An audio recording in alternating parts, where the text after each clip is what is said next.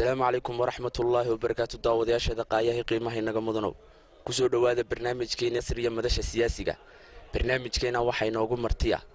xildhibaan ka tirsan golaha wakiilada jamhuuriyadda Soomaaliland. xildhibaankaas oo ah xildhibaan Wali Axmed Aadan oo ku magac dheer xildhibaan Xaawa. Wali Xaawa xildhibaan aad iyo aad baan kaaga mahadcelinahay xildhibaan waqtigaaga qaaligaad noo soo hortay. adiga mudan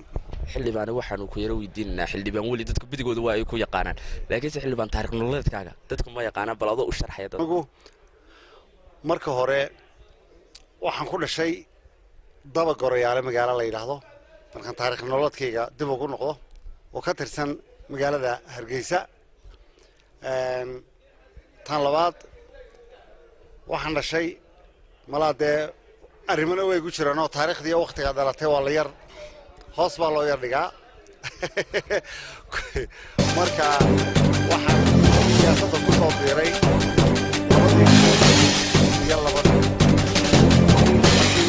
bilaabay ururada siyaasiga kow waxaan ka mid noqday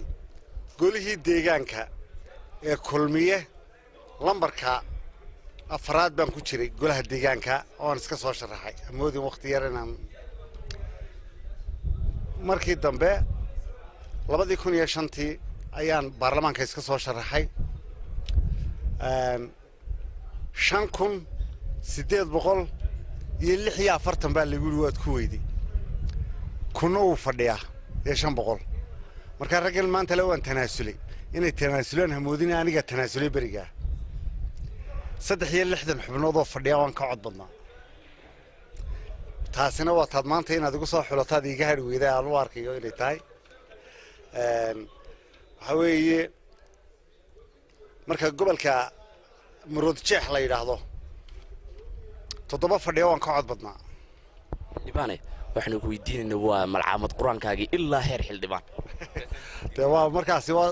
wuxuu baad halkii aan ka boodin ba dib igu celisay laakiin waan ku soo celinayaa waxaan malcaamad quraanka ka dhigtay magaalada Hargeysa malcaamadii ilmo macallin aadan gacan yare iyo ilmo macallin Yoonis dugsiga hoose waxa 72 layga qoray dugsiga qurac dheer markii af Soomaaligu soo baxay anagoo Ingiriisi ku bilaabano biida hayna ayuunba afkeena hooyo weeye qoladii lagu bilaabayna waanu hayn marka waxbarashadaydii dugsiga qurac dheer markaan ka soo baxay kii hoose dugsiga dhexe waxaan ka baxay dugsiga Guryasamo dugsiga sare waxaan ka bilaabay dugsiga Xalane foontuugaygii markaan foon ku dhameystay foontuugaygii waxa la dhisay dugsiga Gacan Libaax iyo dugsiga Maxamuud Axmed Cali waxaan ku biiray dugsiga Maxamuud Axmed Cali waxaan ahaa halyeeyadii u ciyaar jiray kubadda cagta qaaday kubadda cagta loo qaatay ciyaartooyga gobolka Hargeysa ilaa 84 ilaa 87 ciyaartooy gobol baan ahaa taariikhdeedii carruurnimada waxba ay xasuusiso maanta dadka ba u samray imaka 5 sano waa jooga imaka inta la qabtay hadee noqdo 14 baan ku soo biiray January baarlamaanka siyaasadda hore aan u sheegay laakiin January baan ku soo biiray marka daacadimahun gooda la weliga daacada ku baxay magaca Xaawa الله ومقع دير مقع عاسي horta magacaasiinan kaygina oo London joogana jaamacadda ku dhigirana isagana Khalid Xaawa layda abahay Axmed Xaawa la soco waa abahay hooyadii horta Xaawe Umar Xaawana uu jiraa ka horeeyo isaguna abahay la walaala oo Booromey hooyadood baa iyagoo yar yar soo korsatay oo abahood baa dhintay xatiin golaha wakiilada golaha shacabka batiin bal xildhibaan xaaladda uu dalka ku sugan yahay adigoo wax inooga taabanaya xaaladda dalku ku sugan yahay horta waa xaalad kala guuri marka maamulkii horena uu tagay maamul dambana uu qabsaday marka xaalad kala guuri marka weeye dhalinyaratiino imaka dhalinyaradana waa jecelay laakiin anagu barigaanu ardayga hayn wariyay barigaanu ardayda hayn waxaan u bixi jirnay mii sanad walba dhaqankan wax ka soo baran jirnay imaka hadaan idhaahdo dawladdu weli waa la xos inaan caayba moodaysaan waa la xos markaan idinka dadweynaha daawanaya baan idin soo caawiyaba markaan carruurta yaryar nahay aanu intaan guriyaha u tagnaan idhaahna waraabiya laxosbaa noo shalay baanu degnay reerkuu dego weli muu dhaansan biyo horena uu mariyey markaa dawladdan imaka waxba xaaladda dalku marayo dee waxaad mooddaa inuu xaalad dagaalayna yartaa taabteen saaka fooraha dhacaya allahay naga raaciyo dadka horta waan ka tacsiyanayaa labada geesood dacalkeena oo dagaal maahee waa matag baan yar odhan karaa laakiin dagaalka xagga kale isaguna puntland tukaraqna waxaan leeyahay allahay naga qaboojiyo oo nin waliba halkuu deganaa iyo wuxuu haysto allaha tuso qolna ha aamintatooda qolna ta aaminto marka anigu waxaan kuugu soo ururinayaa dawladdan iyo xaaladdu dalku marayo waxba lagama waa nin caruur soo guursadayo dee waa loo ducaynaya un horta bal waxay la yimaadaan baa la eegaya dhankaas sicir bararka maxaad ka odhan lahayd wallaahi kolley anigu waxaan dhigan jiray waan dhaqaalaha gahayr jaamacadda wax aqoonna waanu leeyahay laakiin dadku waa kala aqoon halkay ka taabteen ma inaanay anigu ahayn baanu arkaa dhaqaalaha waxa weeye in qofka maamulka haya iyo ragga daraasadda soo sameeyey lala murmo ayaan diidanahay laakiin halkay ka taabteen maaha waxaan qabaa lacagteenna waxaa qiimo riday lacag badan oo la soo daabacday baa dollar suuqa lagaga beddeshay lacagteenna qiimaheedii halka beddeshay waa intaasun lacagteenna lacag badan oo daabacaaddeedii oo fara badan markay lacagtaasha 5,000 timi ee la soo daabacay dibadda loo saaray dollarkii lagu bedelay iyo bangigii oo qiimihii laga qaaday oo wasiir maaliyadayaashii ka horreeyay qoladani ayaa account gaara u samaysteen dhaqaalii dawladda soo baxaya dollarka ahaa bangigaba kuma dhacay wuxuu ku dhacay jeeb kale iyo meel kale ayuu ku dhacay qisad loo sameeyay lacagta cashuuraha bariga lacagta kala wareejinta lacagta airportka ka soo dhacda lacagta xawlaha lagu cashuuriyo markay noo furaayeen wax allaala waxa soo dhaban bangiga lama keenin lacagtan adag intuu bangigu qabto inuu wax iskaga celiyo sidii ay ahaan jirtay oryataalka isaga taago gaadhigii intaasoo milyan oo dollar siday oo suuqa lacagta ku sarrifi jiray ku qiyaasayay in nimankan ganacsatayaashu ayaa loo baahan yahay ganacsatayaashu dadka uma danaynayaana waa danaystayaal markaa ugu istoor garaysanana way jirtaa oo siday doonaan ay ku samaynayaan lacagta bangiga ay dhigtaan oo ay qiimaha waxay maalintii macaashaan lagu cashuuro oo mobilkeennana cashuur noqdo oo lacagtaynu ku shubanna cashuur noqoto oo cashuurta dawladda la wada siiyo dawladnimadu waa taa shilinkeenana taasaa ilaalinaysa guryihii iyo wixii la yidhi waa la wada iibiyeyna in dee dawladdu cashuur ka qaadato qiimihii lagu iibiyeyna dawladda ku soo xaroodo dee muu dhaqaaqeen laakiin jeebab kale ayay ku dhacdo boob baa dhacay dadka inflation baa ku dhacay wixii ay ku shaqayn leedee mihnadii ay dawlad ahaan dawlad ku ahaan lahayd ganacsatadu gacan u galay laydhkii ganacsatadu u galay biyihii oo dhammi ganacsatadu u galay waa noloshii dadka hadda garo guryihii dawladda oo dhan ganacsatadu u galay waxay imika taagan yihiin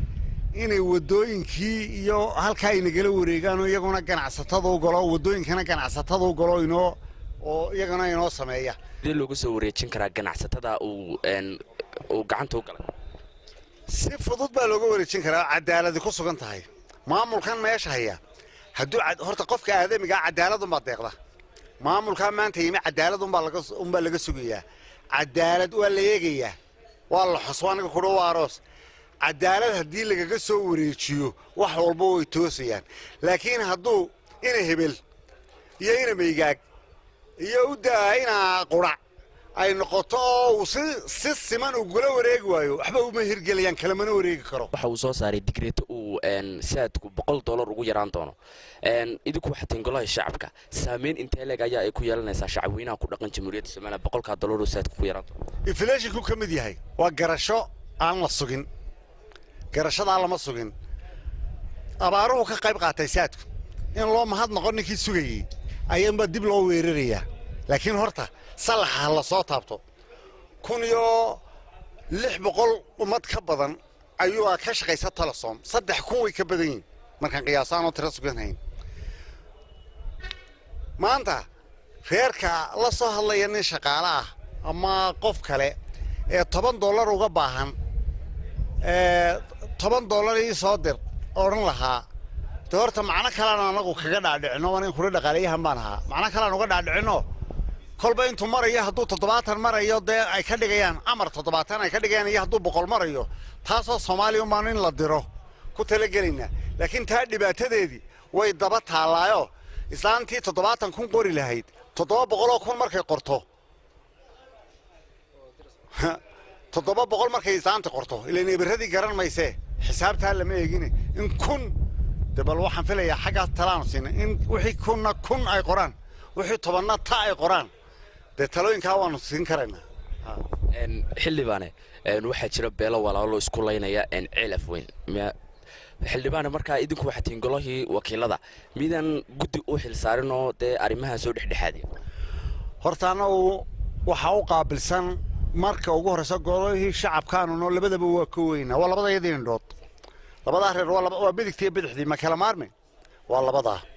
iyaguna habar lamaan baabadee la yidhaaho baabadee saa u garo markaa inaanu tagno waajib bay nagu ahayd laakiin dee fulinta ayaa hawsha u taalo dowladda u taalo dhaqdhaqaaqna weli kama naaraga waxaan dee iyaga qolada guurtida ah bay marka hore soo taaban lahayn oo guurtidana hadal kama naan maqal meeshaana horaa loo galgalay dee miyaa maanta tolmaya la isku daynayaa isku baxa unbaa la odhanayaa iyo si ay tahay dee waanu garan weyni in la isku daynayo dee isku baxa la yidhi unbay annaga noola mid tahay dee waa ducaynaynaa ducadiina horta waa ku kala joogaan laakiin dee waxay la tahay ninkii libaaxa arkay yidhi alamtarena soo dhaaf dee bal waa eegaynaa inay alamtare ilaahow yaanaynu ku soo dhaafine arrintaa daraydna lama taabanayo dee malaa gardarre garabowg inay dhacdo dee waa cadaaladda dawladdan kuu sheegayo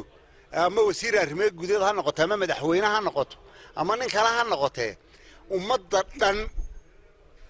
labada geesood ee ishaya iyo ummadda dhammiba way eegayaan dawladdaa maanta timi waxaan idinku abshiraynayaa dadku waa u wada carruur dadkaa cadaalad hadday ku dhiqi weydo cadaalad darradii dalka ku dhacday iyo boobkii dalka ku dhacay way ogaayeeni oo iyaguna ay imaka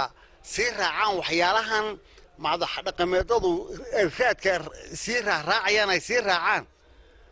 waxba kuwii hore ma dhaamaan